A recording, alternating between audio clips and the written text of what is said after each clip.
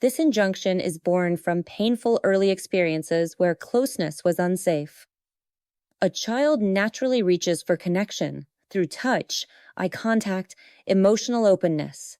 But when those attempts are repeatedly met with coldness, rejection, intrusion, or pain, the child begins to protect themselves. Distance becomes safety. Gradually, a deep internal rule forms. If I don't get too close, it won't hurt so much. And what once protected the child later becomes a lifelong relational pattern.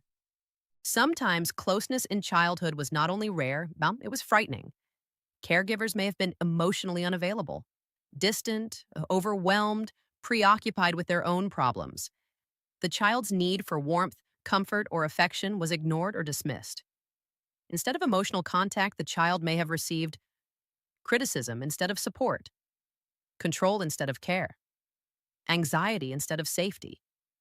In some families, affection simply did not exist. Children were not hugged, comforted, or soothed.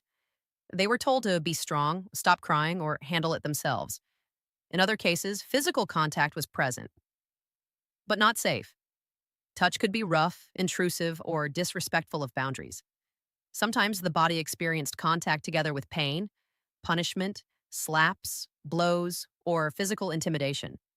In homes where fear, unpredictability, or violence were present, the child often learned to freeze emotionally and physically in order to survive.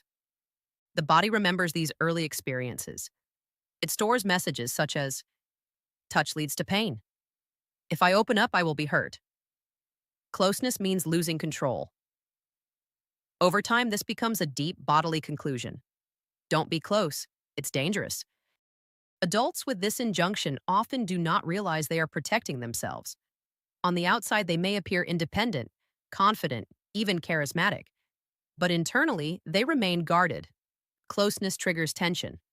Common patterns may include avoiding physical contact or feeling discomfort in touch, difficulty expressing affection openly, keeping emotional distance even in long-term relationships, fearing dependency and withdrawing when intimacy deepens, choosing emotionally unavailable partners who confirm the belief that closeness is impossible.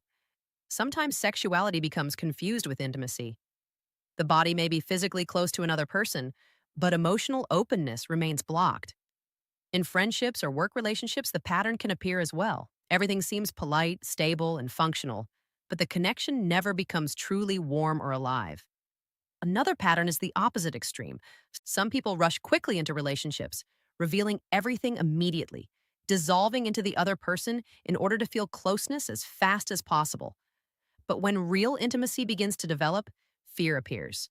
The person pulls away, creates distance, or ends the relationship.